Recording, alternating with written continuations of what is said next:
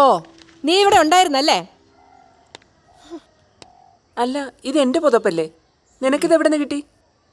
രാവിലെ തുണി കഴിയപ്പോ ഞാനിത് എവിടെയെല്ലാം തിരക്കിന്നറിയോ? അത് തന്നെ എനിക്ക് അറിയേണ്ടത്. നിന്റെ ഈ പുതപ്പ് എങ്ങനെ എന്റെ വീട്ടിലെത്തിയത്? എന്താടി എന്താ പ്രശ്നം? ഓ, വന്നോ?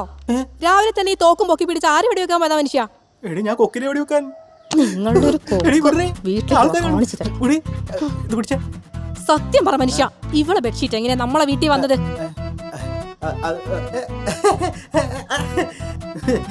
നീ ഇതിനാണോ രാവിലെ ഇത് പൊക്കി പിടിച്ചോണ്ടിങ്ങോട്ട് വന്നത്?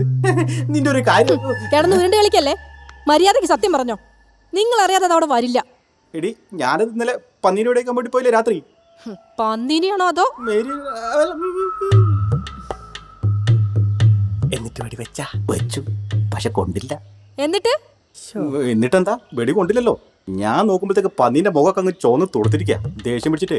പിന്നെ ഒരു 1.5 മണിക്കൂർ ഞാനും മേരിയും തമ്മിൽ ഞാനും പന്നിയും തമ്മിൽ ഭയങ്കര യുദ്ധമായിരുന്നില്ലേ. പിന്നെ ദേഷ്യം പിടിച്ചവരെ എനിക്ക് എന്റെ സ്വഭാവം അറിയില്ലോ. ഒന്നും നോക്കില്ല, താലങ്ങ വിലങ്ങ അടിച്ചാൽ കൊന്നില്ലേ. അതിനല്ലേ നമ്മൾ ഇന്ന് രാവിലെ കറി വെച്ച് കൂട്ടിയത് എന്റെ പൊന്നേ. അതൊക്കെ ശരി, പക്ഷെ ഈ ബെഡ്ഷീറ്റ് എങ്ങനെ നമ്മുടെ വീട്ടിൽ വന്നതെന്ന് എനിക്കറിയണം. നിങ്ങൾക്ക് എന്താ നമ്മുടെ വീട്ടിലെ ബെഡ്ഷീറ്റ് പറ്റത്തില്ലേ? എടി ഞാൻ പറഞ്ഞില്ലേ, പന്നിമേ മലപ്പിടുത്തം പിടിച്ചപ്പോ മേരിയാ മുണ്ടാന്നത്, അതിലാകെ ചളിയായിരുന്നില്ലേ. അതെങ്ങനെ ഇത്ര കൃത്യമായിട്ട് നിങ്ങൾ ഇവളുടെ വീട്ടിൽ തന്നെ വന്ന് കയറിയത്? എടി അതിപ്പോ എനിക്ക് പറയാൻ പറ്റുമോ പന്നീരോട്? മേരിയുടെ ഇവിടെ അവിടെയുണ്ട്, അതിൽ ഓടണ്ട, നമ്മുടെ വഴി ഓടേ മതിയെന്ന്. അപ്പോ ആ രാത്രിക്ക് നിങ്ങൾ തുണിയില്ലാട്ടോ മനുഷ്യ ആ വീട്ടിൽ ചെന്ന് കേറിയത്? അതാണല്ലോ പതിവ്. എന്റെ കർത്താവേ. എടി അത് പിന്നെ എന്നാ പിന്നെ ഈ ബെഡ്ഷീറ്റിന് പകരം നിങ്ങൾക്കൊരു മുണ്ട് വാങ്ങി കൊടുത്തൂടായിരുന്നോ? അത് മുണ്ടാന്ന് ഞാൻ ഉടുത്തത്. അല്ല രാത്രി ആയതുകൊണ്ട് മനസ്സിലായില്ല മുണ്ടാന്നോ ബെഡ്ഷീറ്റാണോന്ന്. അല്ലേ മേരി? നിങ്ങളുടെ മുണ്ട് ഞാനിവിടെ കഴുകിയിട്ടിട്ടുണ്ട്, വേണേ എടുത്തിട്ട് പോ. ഓഹോ.